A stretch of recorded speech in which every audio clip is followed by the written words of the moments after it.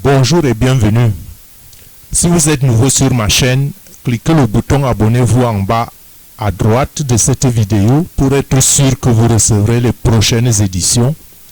Cliquez aussi en haut et à droite la petite cloche pour recevoir les notifications. Vous aurez aussi ici sur ma chaîne accès à mes nombreuses vidéos déjà publiées sur différents thèmes qui vous apporteront un plus si vous êtes à la recherche de votre édification spirituelle, et bien sûr vous pourrez les partager librement avec ceux avec qui vous avez les mêmes convictions et ainsi aider le plus grand nombre.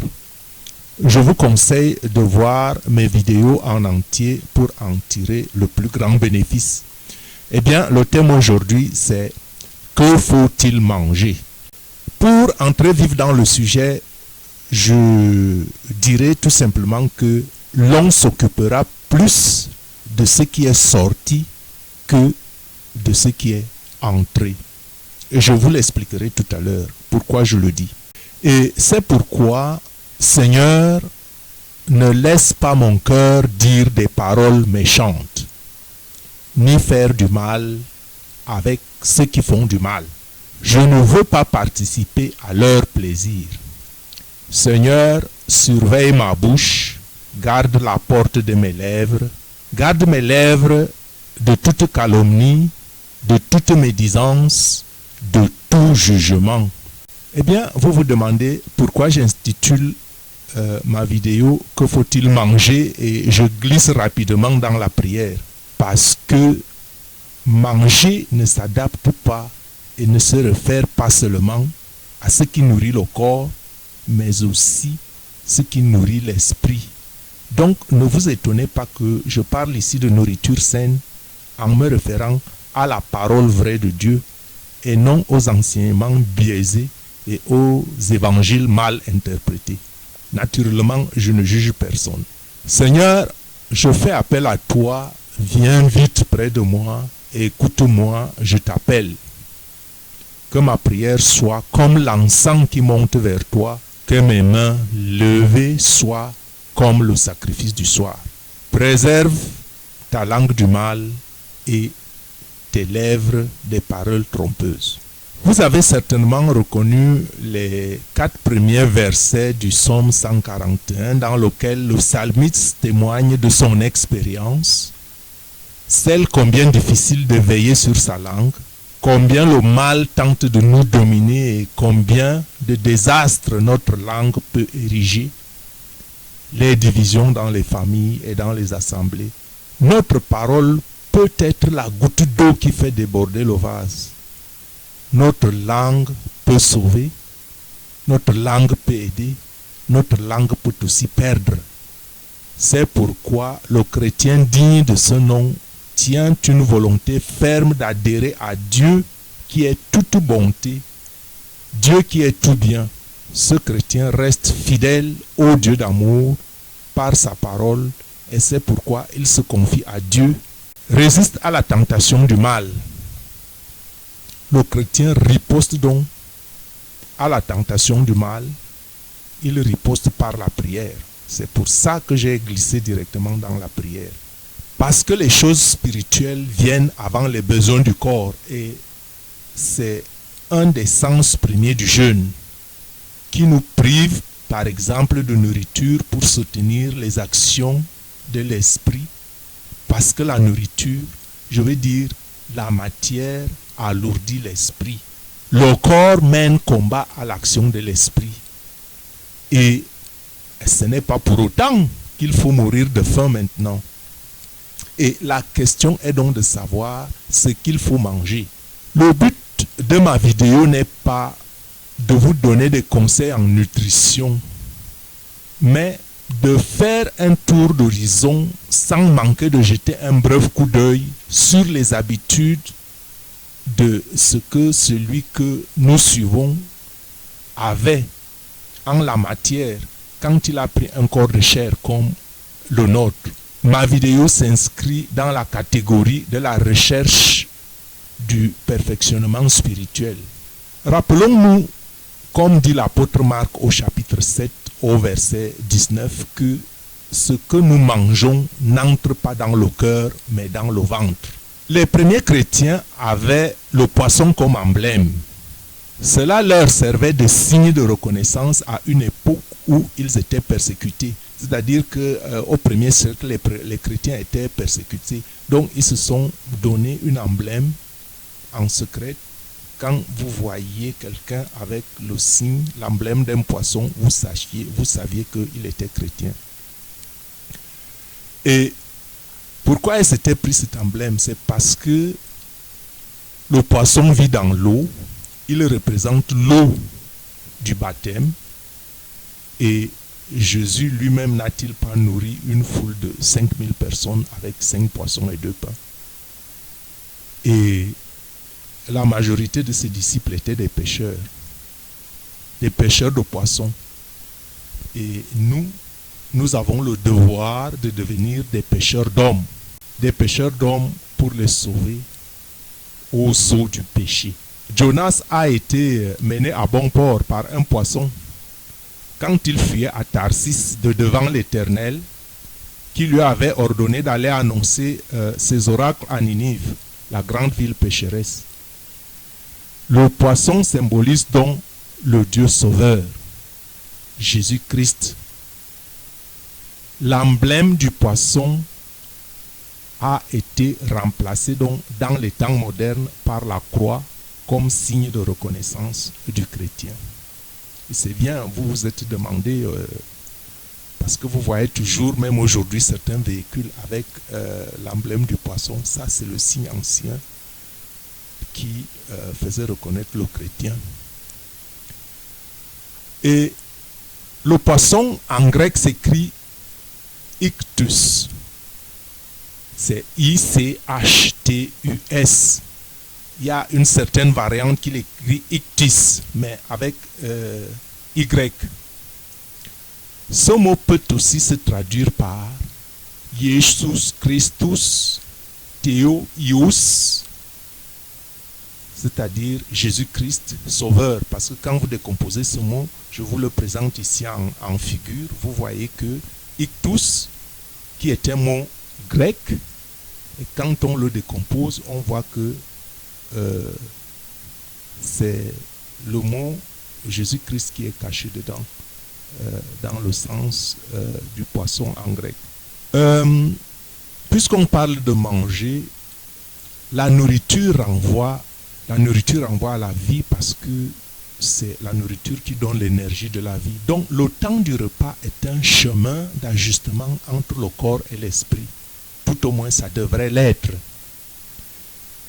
Et la notion de l'impureté ne renvoie pas seulement aux aliments impurs comme en Lévitique au chapitre 11, mais aussi une mauvaise hygiène alimentaire ou une mauvaise alimentation peut être un danger, un poison pour le corps, pouvant conduire à des maladies graves, voire la mort. Des pathologies comme l'hyperphagie, la boulimie ou encore l'anorexie peuvent apparaître. Ces pathologies ont une cause directe avec une relation désordonnée avec la nourriture. La personne hyperphagique, en cas de stress intense, se remplit de quantités disproportionnées de nourriture pour calmer sa frustration. Pour la personne qui souffre de boulimie, par exemple, il s'agit plutôt de remplir un vide intérieur, une sensation d'incomplétude. Et quant à la personne anorexique, elle refuse de manger parce qu'elle craint de se laisser déborder par ses besoins. Et d'abord par son besoin de plaisir. Paradoxalement, son plaisir se situera dans la maîtrise de soi. Mais rappelons-nous que se nourrir est un exercice spirituel. Ainsi est-il nécessaire de redonner du sens à l'acte de se nourrir en dégustant par exemple chaque bouchée sans regarder la télé ni feuilleter un magazine. En fait, redonner du sens à l'acte de nous nourrir. Il est vrai que la faim, tout comme ce qui devient addictif, nous déshumanise. Écouter les sensations physiques de faim ou de satiété, d'abondance ou de manque peuvent nous apprendre à écouter nos sensations spirituelles, de dépendance envers notre Créateur. L'abondance peut nous donner un sentiment d'autosuffisance. Un sentiment d'autosuffisance alors que la vie humaine et spirituelle est à l'opposé de cela. Notre vie est basée sur le don de la vie et les rythmes du jour et de la nuit, des saisons même, des âges de la vie. Vivre avec le Seigneur, c'est apprendre à vivre au rythme du don qu'il nous fait, apprendre à s'en réjouir, à ne pas l'anticiper, en ajustant son corps et son esprit tout ensemble. Les mets très délicieux peuvent nous attacher et nous lier au monde que nous vivons alors que notre cheminement est à l'opposé.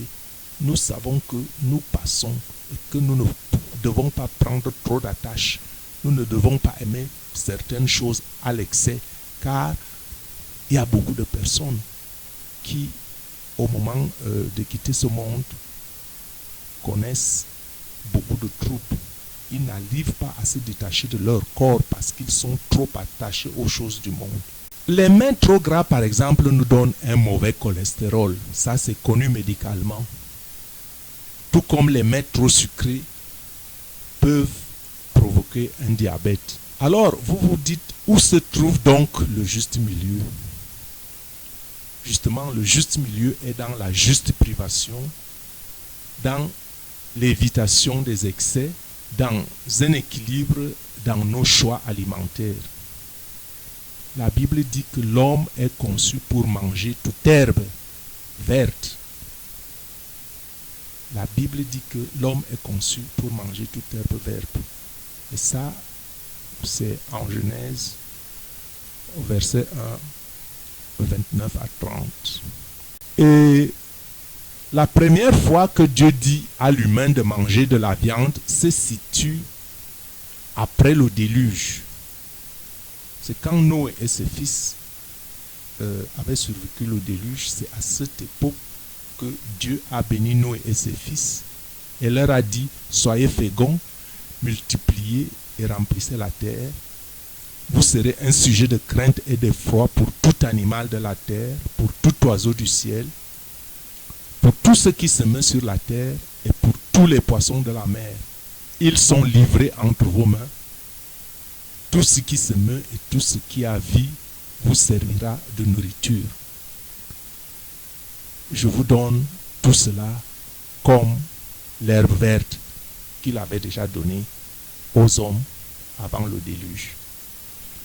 Or, entre ces deux passages de Genèse, au chapitre 1, du verset 29 à 30, où Dieu avait donné au Fils de l'homme de l'herbe comme nourriture, et ce passage que je venais de lire de Genèse 9, du verset 1 à 3, où Dieu donne maintenant les oiseaux du ciel, les poissons de la mer et toute forme qui se meuvent comme nourriture aux hommes. Entre ces deux passages se trouve un passage dans Genèse au chapitre 3. Ce passage raconte comment l'état originel de l'homme a été gâté par son péché. Est-ce à cause de cet état que Dieu a dit par la suite que l'homme devrait manger de la viande? On ne saurait le dire, ce n'est qu'un constat. Et ce constat est que le régime omnivore de l'homme n'est pas présenté dans la Bible comme un péché, en ce sens que ceux qui aujourd'hui ont délibérément choisi de devenir végétariens le sont par leur propre gré, et cela ne doit pas ébranler la foi et la croyance de ceux qui sont omnivores. Et notre condition d'omnivore, puisque moi-même j'en suis. Le passage que je viens de citer plus haut donc correspond à la loi de Dieu qui commande en Genèse 9.3 et est plutôt la conséquence du péché lié à la condition humaine, au même titre que la mort, au même titre que la souffrance ou le travail. L'homme, d'après le plan originel de Dieu, ne connaissait pas la mort, ni la souffrance, ni la maladie. L'homme ne mangeait pas à la sueur de son front. Adam et Ève se mouvaient au jardin d'Éden et avaient les fruits de tous les arbres, sauf le fruit de l'arbre défendu. Donc l'homme était fait à l'image de Dieu immortel et vivant la félicité éternelle. Or, lorsque Jésus nous sauve de cette condition, Jésus parle de nourriture. C'est souvent pour dire qu'elle a peu d'importance par rapport à l'amour que nous devons manifester aux autres humains. Parce que ce n'est pas ce qui entre dans la bouche qui suit l'homme, mais ce qui sort de la bouche de l'homme. C'est ce qui suit l'homme. C'est pour ça d'emblée de vidéo, je disais qu'on s'occupera beaucoup plus de ce qui est sorti que de ce qui est entré. Pourquoi? Parce que Jésus nous enseigne que ce n'est pas ce qui entre dans la bouche qui suit l'homme, mais ce qui sort de la bouche de l'homme. Parce que notre langue est tranchante. Elle peut sauver, elle peut tuer, elle peut guérir, elle peut aussi faire de grands dommages. Comme nous sommes sur le plan de ce qu'on peut manger, on va se référer à la Bible. Et on voit que les disciples de Jésus ont arraché les épis de blé lorsqu'ils eurent faim. On voit aussi dans la Bible que l'olivier, l'arbre qui produit l'huile d'olive et les olives qui sont très prisées, occupent une place de prédilection dans la Bible. L'orge et le froment, à l'époque, et il y avait aussi des classes comme aujourd'hui, peut-être pas très disparates, mais il y en avait quand même. Et les pauvres mangeaient du pain d'orge et les riches mangeaient du pain de froment. Qu'on pétrissait la pâte dans la ruche et on la faisait lever, sauf dans le cas où il fallait faire le pain sans levain, parce que le levain dans la Bible symbolise le péché. Le levain fait lever la pâte comme le péché, notre condition. Il y avait aussi à l'époque des sortes de galettes azimes faites de fleurs de farine. La Bible en parle, des fleurs de farine pétries avec de l'huile. La Bible en parle beaucoup. Elles servaient surtout pour les offrandes au temple. Et les boissons en usage au temps de Jésus étaient très nombreuses. On trouvait à Jérusalem la bière de Midi ou de Babylone. Mais l'eau mêlée de vin formait une boisson plus recherchée. Le Cantique des Cantiques parle de vin mêlé d'aromates et du mou des grenades. Et Jésus d'ailleurs a lui-même transformé l'eau en vin et c'est son premier miracle, le premier miracle de Jésus sur intervention de sa mère à la fête de Canaan. Et si le vin était une mauvaise chose, Jésus n'aurait certainement pas donné le mauvais exemple. Le vin vieux était à cette époque-là, comme partout, plus apprécié que le vin nouveau. Mais on ne le laissait pas vieillir plus de 3 ans. L'eau fraîche était la boisson du pauvre. Et quand Jésus-Christ parle du verre d'eau fraîche donné en son nom, il prononce une parole bien naturelle dans l'environnement de son époque. L'eau que même les pauvres aujourd'hui en manquent, signe que la richesse naturelle n'appartient plus à tous à notre époque. Et ça, c'est à réfléchir. Bon, quels étaient donc les aliments? Les aliments connus de l'époque. Il y avait les viandes nommées dans la Bible, sont par exemple le bœuf, le veau, le mouton, la chèvre, la volaille et le gibier. Et Jésus lui-même n'est-il pas la figure de l'agneau de Dieu, l'agneau? Les seuls légumes mentionnés sont par exemple les fèves et les lentilles. On faisait la cuisine avec de l'huile d'olive et du sel.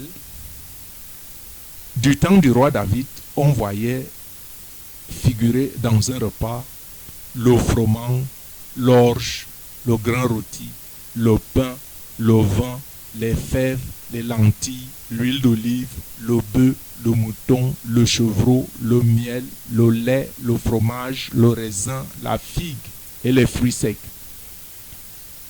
La Palestine était décrite comme terre promise, c'est-à-dire la terre où découle le lait et le miel. Et c'est ce qui disait, ça se disait dans l'ancien hébreu. La Palestine découle du lait et du miel.